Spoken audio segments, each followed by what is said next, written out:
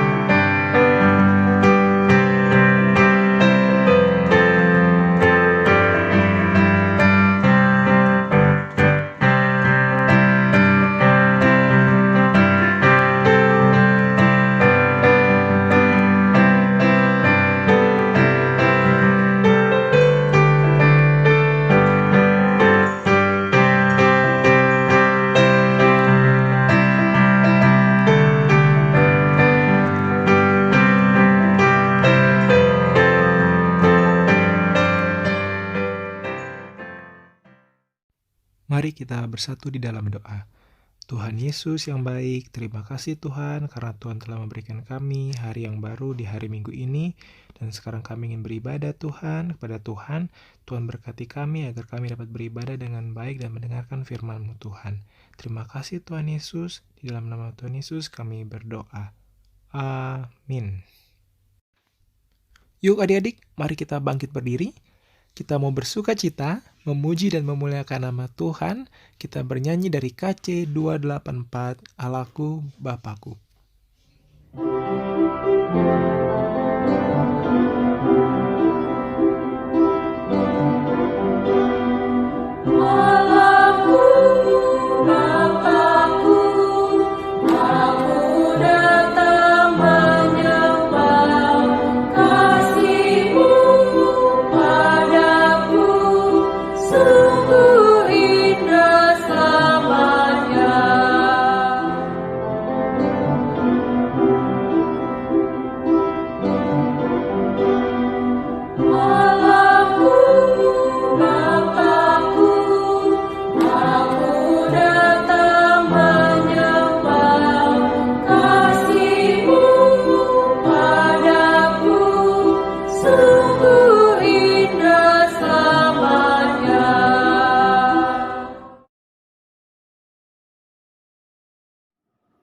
Halo, shalom adik-adik, selamat hari Minggu.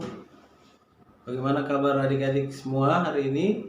Kakak harap kalian tetap semangat ya untuk beribadah. Nah hari ini kita akan membaca firman Tuhan dan mendengarkan pengajaran firman Tuhan yang akan dibawakan oleh Kakak Kepi hari ini.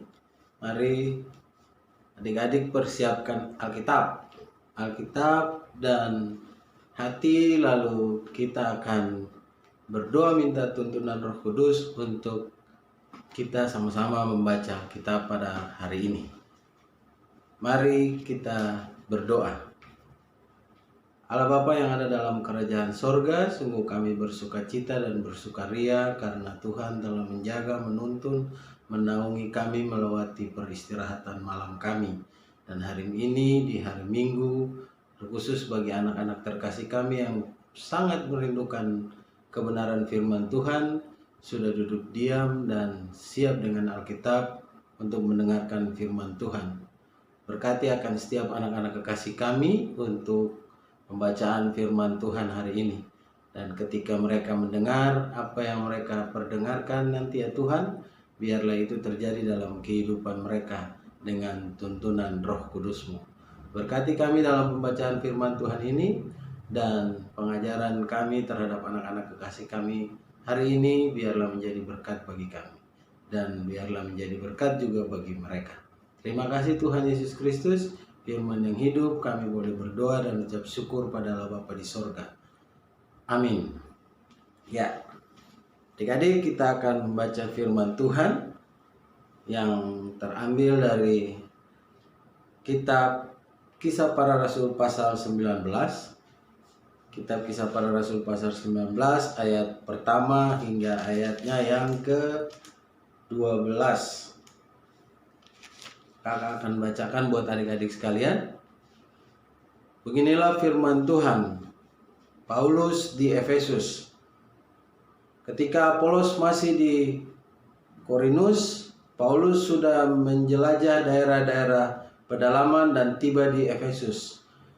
Di situ didapatinya beberapa orang murid. Katanya kepada mereka, "Sudahkah kamu menerima Roh Kudus ketika kamu menjadi percaya?"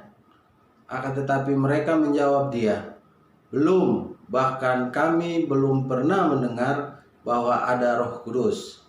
Lalu kata Paulus kepada mereka, "Kalau begitu, dengan baptisan manakah kamu telah dibaptis?" Jawab mereka, "Dengan baptisan Yohanes."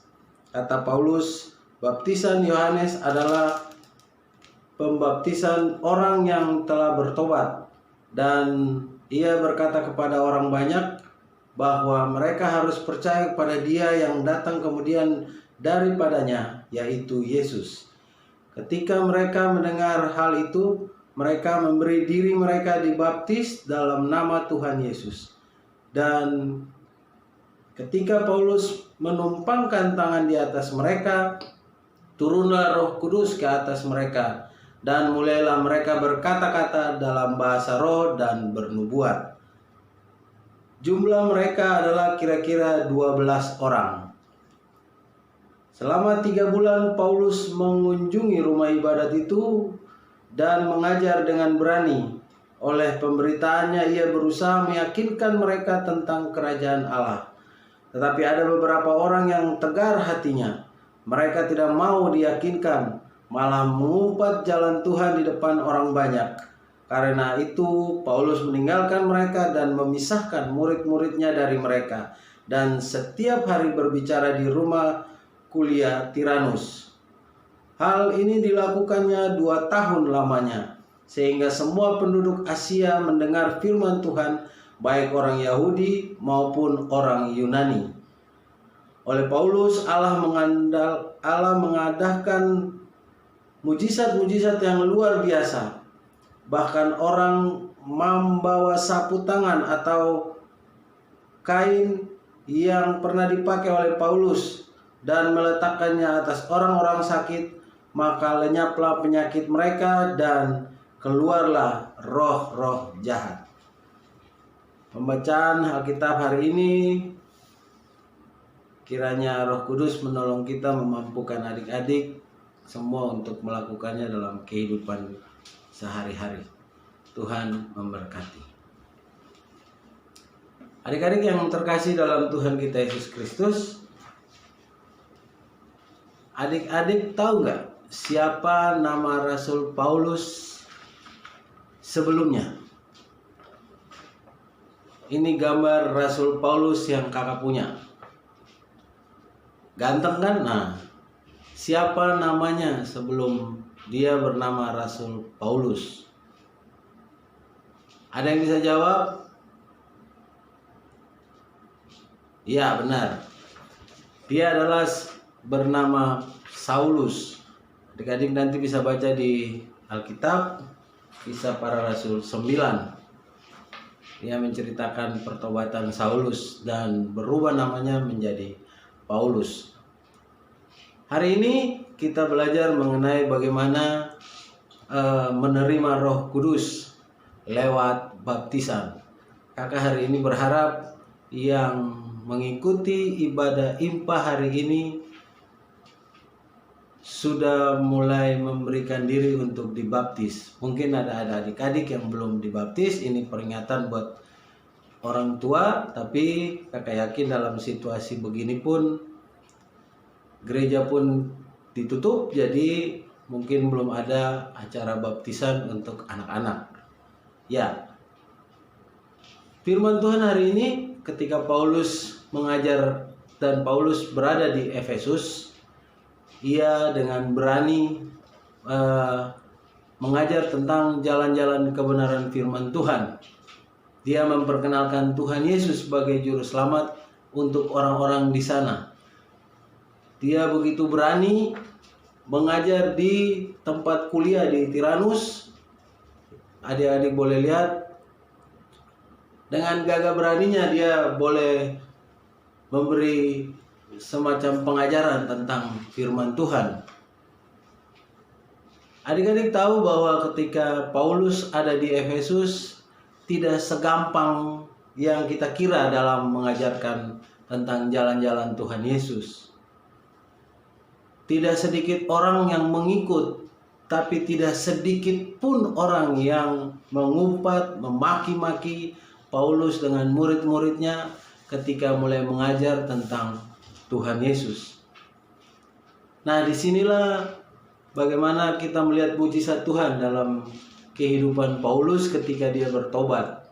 Dia mulai menjadi murid Tuhan Yesus, dia boleh menjadi salah satu martir untuk membawa kebenaran firman Tuhan. Ketika orang-orang di Efesus mulai tidak mengenal Tuhan, tidak marah terhadap Paulus dengan ajaran-ajaran mengenai jalan-jalan Tuhan. Di ayat yang tadi adalah ayat yang emas bagi kita, yaitu Kisah Para Rasul 5 dan 6 tadi, dikatakan bahwa ketika dia bertanya kepada murid-murid, baptisan apakah yang kamu pakai untuk mengenal Tuhan? Di situ boleh dikatakan oleh mereka bahwa kita masih pakai baptisan Yohanes. Tapi di ayat kelimanya, ayat keempat dan kelima, dia bilang bahwa Paulus dengan berani berkata bahwa baptisan Yohanes adalah baptisan orang yang telah bertobat,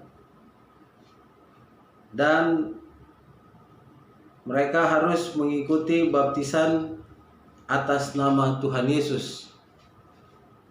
Disitulah orang-orang banyak mulai melakukan baptisan dan menyerahkan diri untuk dibaptis dalam nama Tuhan Yesus. Mujizat terbesar terjadi dalam pengajaran Paulus kepada orang-orang di Efesus, berani memberikan diri dan lebih mengenal Tuhan Yesus. Ayat kelima dan ayat yang keenam hari ini adalah ayat emas kita. Kakak baca ulang. Ketika mereka mendengar hal itu, mereka memberi diri, mereka dibaptis di dalam nama Tuhan Yesus. Dan ketika Paulus menumpangkan tangan di atas mereka, turunlah Roh Kudus ke atas mereka, dan mulailah mereka berkata-kata dalam bahasa roh dan bernubuat. Itu ayat firman Tuhan yang sangat emas hari ini dalam pembelajaran untuk adik-adik hari ini. Kakak rasa bahwa ketika adik-adik mulai terbentuk, mulai dalam kandungan, sampai lahir, sampai mengenal lingkungan gereja, dan orang tua menyerahkan adik-adik, anak-anak kita sekalian untuk dibaptis, disitulah Roh Kudus mulai bekerja dalam kehidupan adik-adik sekalian. Nah, tantangan terberat memang ketika mengenal jalan Tuhan, tidak banyak orang yang menyukai. Seperti yang diajarkan waktu Paulus di Efesus. Dia mulai mengajarkan ajaran Tuhan, tidak banyak orang pun yang menyukai. Kehidupan adik-adik ke depan bahkan mungkin lebih menantang dari saat-saat ini. Kakak berharap adik-adik ketika sudah dibaptis, beranjak mulai besar mengenal IMPA, IMPT, Taruna, GP, sampai masuk dengan mengenal kaum ibu dan kaum bapak ketika sudah menikah, tetap ada dalam ketaatan kepada Tuhan Yesus. Karena kakak yakin ketika kita ada dalam kehidupan, kita ada dalam Yesus, semuanya akan terlewati bersama dengan Tuhan. Pelajaran hari ini mengingatkan adik-adik kembali bahwa jangan jemu-jemu untuk tetap beribadah walaupun dalam kondisi COVID-19 hari saat ini. Kita banyak berkegiatan di rumah, bermain di rumah, semua kegiatan dilakukan di rumah, tidak bisa ketemu orang lain, terutama mengenal lingkungan gereja seperti yang dulu-dulu. Hari Minggu kita ke gereja, hari Minggu kita bermain, bersukaria di lingkungan gereja. Tapi saat ini pandemi 19 membuat kita berdiam diri di rumah. Tapi jangan berkecil hati, karena kakak-kakak lain pun dipenuhi oleh Roh Kudus mencari jalan untuk selalu kita beribadah. Khusus hari ini lewat pembelajaran dari Rasul Paulus, kakak harap adik-adik tetap hidup bersama dengan Tuhan, memberi diri untuk dibaptis, dan mengenal lagi pengajaran-pengajaran tentang jalan Tuhan, dan mendekatkan diri serta melakukan segala sesuatunya bersama dengan Tuhan di kehidupan selanjutnya. Itu pelajaran hari ini bagi kalian adik-adik. Ingat bahwa ketika Paulus mengajar pun tidak banyak orang yang suka. Tapi kakak yakin dengan Roh Kudus yang ada pada diri adik-adik, pada diri kita semua selaku anak-anak Tuhan, kedepannya Tuhan akan mempersiapkan segala sesuatunya untuk kita, baik tantangan maupun cobaan, kita akan bisa melewatinya bersama dengan Tuhan. Tetap semangat, jangan lupa pakai masker, jaga kesehatan, cuci tangan, lalu tetap berdoa buat Tuhan. Tuhan memberkati adik-adik sekalian. Semangat, selamat hari Minggu. Tuhan memberkati. Mari kita berdoa. Terima kasih Tuhan untuk firman Tuhan, renungan, dan pengajaran bagi adik-adik terkasih kami hari ini. Biarlah semua apa yang kami telah baca, kami dengar, dapat kami lakukan dalam kehidupan kami hari lepas hari, terkhusus adik-adik, anak-anak kasih kami. Biarlah Roh Kudus-Mu bekerja dalam kehidupan mereka, dan biarlah mereka selalu taat bersama dengan firman Tuhan, dan biarlah segala sesuatu yang mereka lakukan, Tuhan akan turut campur tangan dalam kehidupan mereka. Dalam nama Tuhan Yesus Kristus kami berdoa dan ucap syukur pada Allah Bapa di sorga. Amin. Terima kasih adik-adik, Tuhan memberkati. Ya adik-adik, sebelum pembelajaran kita hari ini lewat Rasul Paulus berakhir, kakak punya satu keinginan, dan itu merupakan tugas dan tanggung jawab kita sama-sama, baik adik-adik, orang tua, maupun terkhusus kakak-kakak lain. Pertama, tugas yang diberikan lewat pembelajaran hari ini buat adik-adik, dulu pernah diajarin untuk selalu membaca Alkitab. Apakah memang terus dilanjutin oleh adik-adik? Sekarang kakak ingin ulangin lagi bahwa tugas dan tanggung jawab adik-adik yaitu setiap hari membaca Alkitab, lalu menulis dan membuat jadwal baca Alkitab dari Alkitab dari kitab apa ke kitab apa, pasal berapa ke pasal berapa, dan baca SBHA, Sabda Bina Harian Anak, untuk nanti sekedar catatan untuk kakak-kakak layan akan memeriksa siapa sih yang rajin baca Alkitab dan SBHA. Itu tugas adik-adik bahkan kakak-kakak lain untuk tetap memantau adik-adik dalam baca Alkitab, karena kakak yakin ketika baca Alkitab adik-adik makin mengerti jalan-jalan Tuhan dalam kehidupan adik-adik sekalian. Itu saja, mari kita tetap semangat dan terus membaca Alkitab, berdoa, dan melihat mujizat Tuhan dalam kehidupan adik-adik.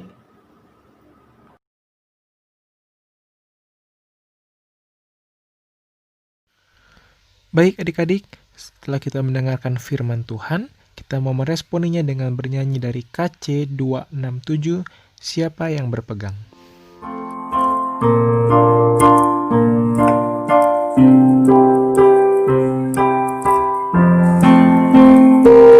Siapa yang berpegang pada sabda Tuhan dan setia mematuhinya, hidupnya mulia dalam cahaya maka bersekutu dengan Tuhannya. Percayalah dan pegang sabdanya, hidupmu dalam Yesus sungguh bahagia.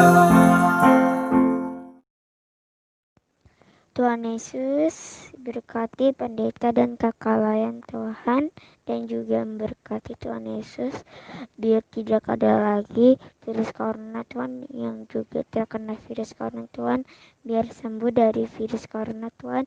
Terima kasih Tuhan Yesus, haleluya, amin. Baik adik-adik, saatnya kita memberikan persembahan bagi Tuhan. Kalian dapat memasukkan uang kalian ke dalam amplop dengan rapi dan memasukkannya ke dalam tempat persembahan yang telah disediakan sebelumnya adik-adik. Ya adik-adik, kita akan memberikan persembahan bagi Tuhan. Sambil memberikan persembahan, kita akan bernyanyi dari lagu KC 17, Burung Pipit yang Kecil.